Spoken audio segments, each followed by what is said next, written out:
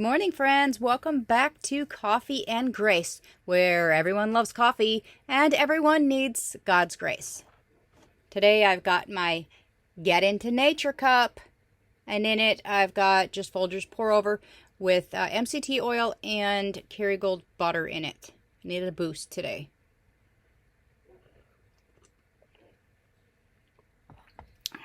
All right. Hope everyone is doing well and good and having a great week. We actually got some sunshine today. See the sun coming in the window. It's been raining for a few days, so it's exciting to see some sunshine. So we are on day 3 of our Bible plan, and we're using the Youversion Bible App, and we are doing the Bible plan, 3 days to maximizing your potential by Mark Sanborn. And we had day number 1 was deeper thinking. Day number 2 was refocus, the antidote to perpetual distraction.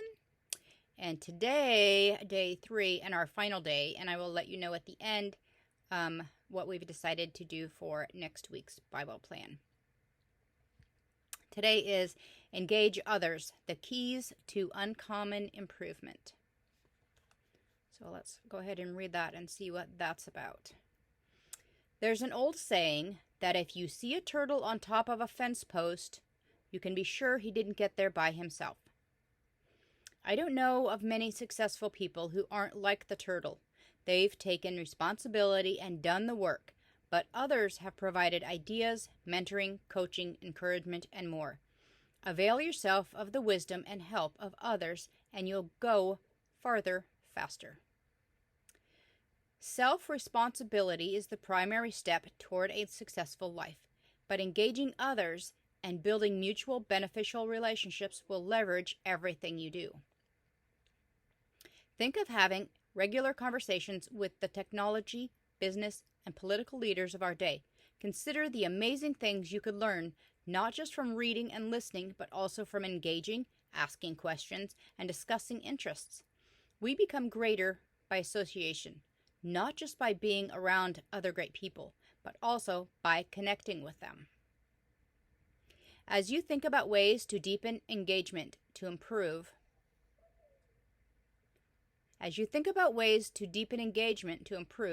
remember, others can help you get better, but they can't make you better. Their concern, aid, support, and encouragement can only benefit you when you are willing to do what is necessary to better your best. Don't burn bridges is good advice. Better advice is to maintain bridges. Knowing what to ask is important. Knowing who to ask is crucial. Why engage others? Number 1, engaging others deepens relationships.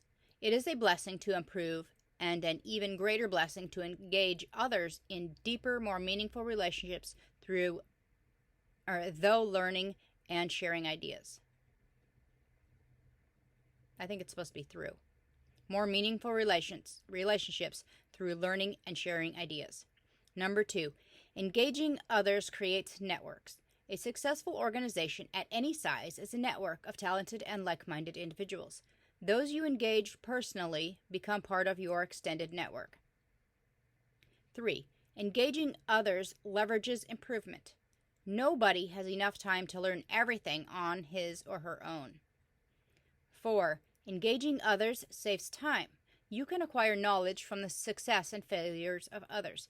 That will help you replicate their victories and hopefully avoid some of the things that led to failure. Some rules of engagement. 1, start with who knows best. 2, solicit advice, ideas, and counsel. 3, engage more deeply and in a variety of ways. 4, form a mastermind group. And 5, always pay for free advice.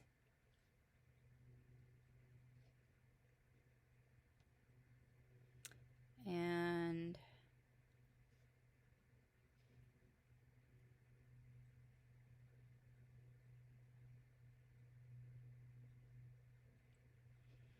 all right, so that is our final day in this plan. Engage others. The keys to uncommon improvement. And I think this is a I think this is a hard one for people. I think this is a hard one for me, to engage other people. I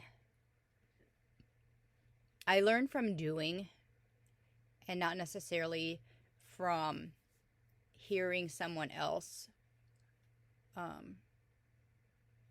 And that's just a different type of learning. We all have different styles of learning. But I grew up thinking and being, they say, learn from other people's mistakes. And I always felt like I was the other people. I always had to make the mistake to learn from it. And then other people would learn from my mistake. But I didn't feel like I could ever learn from someone else's mistake, because I don't internalize what somebody else is doing or what somebody else did or their failure, because whatever they did just didn't work for them, and it might work for me. I always felt like I was, somebody has to be the other people that make the mistakes, right? And I've always felt like I was that person that always made the mistakes. But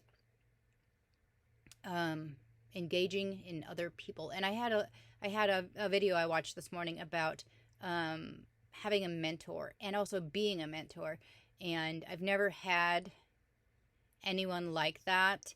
I had my mom, and she, we had a lot of spiritual and non-spiritual. We had a lot of conversations over the years, and anytime I had a question or a problem or anything, I would go to her and ask her opinion, at least, and she may not have had an answer for me, or but I would always run it by her. And to me, that was just like getting it off my chest and talking it out with someone, whether we came up with an answer or a solution. It didn't really matter, as long as I got it off my chest and we talked about it. And sometimes you don't necessarily need someone to answer all your questions. You just need someone to go to, someone to share your thoughts and your problems with. And then on the other hand, in when you're trying to learn something new, I find it easier to watch someone do it rather, and then just do it myself, rather than have somebody tell me how to do it. If you tell me how to do something, but I'm not watching you do it, it's probably not going to make much sense to me. And that's just the way I learn. So I have to actually engage in seeing you do it, and I have to do it too. I have to also do it to learn. I can't learn. There's a lot of things I cannot learn by just book reading. It just doesn't work for me. If there's like in school, if there was a visual that went with the information you're giving me, I'm going to retain it better. And so when I homeschooled my kids, that's kind of what I did, was always made a visual for them and tried to give them something to picture. If they can't, if there wasn't an actual picture, I gave them a mental picture of something, and that made them remember it longer. And yeah, so anyway, I'm not sure where I got off on that little rabbit trail, but engaging with others, having a mentor, you can grow. I think you can grow faster. And if you have if God calls you to a ministry, it's easier and wiser to hook up with someone else, or to tell someone else, to engage with someone else, and make sure that that's that is the direction you're supposed to go, and then someone else can help you along the way. Because when we do things that God wants us to do, we usually run into some kind of turbulence, we'll say, because the devil wants to stop us from doing those things.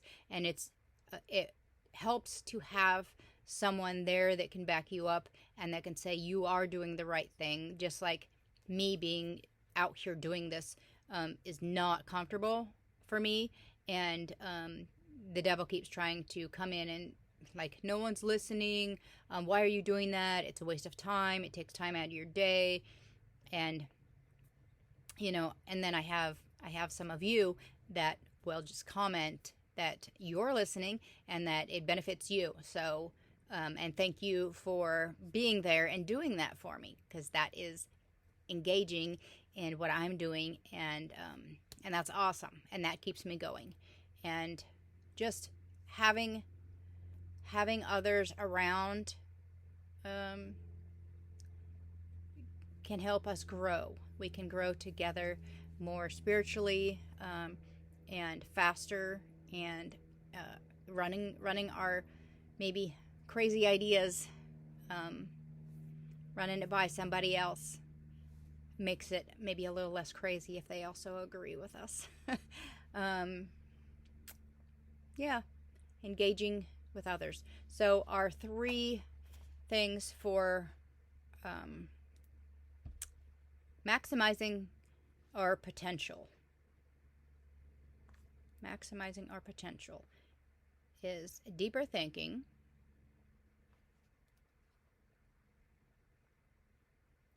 focusing or refocusing, and engaging others. This one was a little bit, I don't know. I just feel like this plan wasn't maybe what I thought it was going to be, or maybe it just a little bit, it just kind of, it's not exactly what I needed right now. And maybe I'll need this information, later. Maybe it'll come back to me later and it's just something I needed to know, or maybe somebody out there needed to know this information.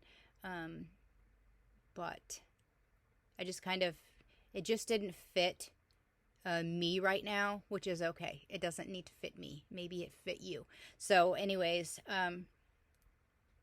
I have chosen for the next plan for next week is one called Bloom, a 3-day devotion, a 3-day devotional. And I don't know if you can see it with it says Bloom. It's a 3-day devotion.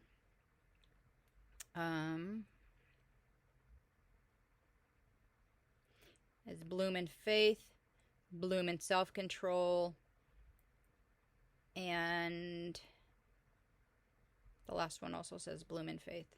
Oh, no, the first one is bloom in patience, and then bloom in self-control, and then bloom in faith. So I think that'll be a good one.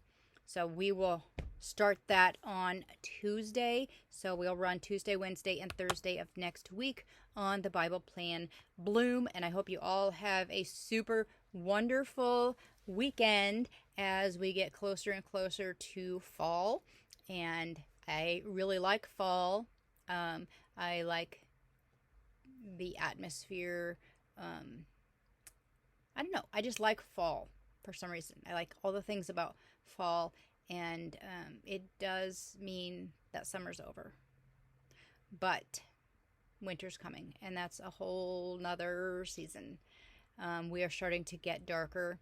We're losing our Alaska light, and we're going back into our darkness, and that's always a change in mind and attitude. It just happens. So anyway, I will see you all again here next week. If you like the videos, give me a thumbs up, leave a comment, and subscribe if you haven't. And I will see you next Tuesday. Bye.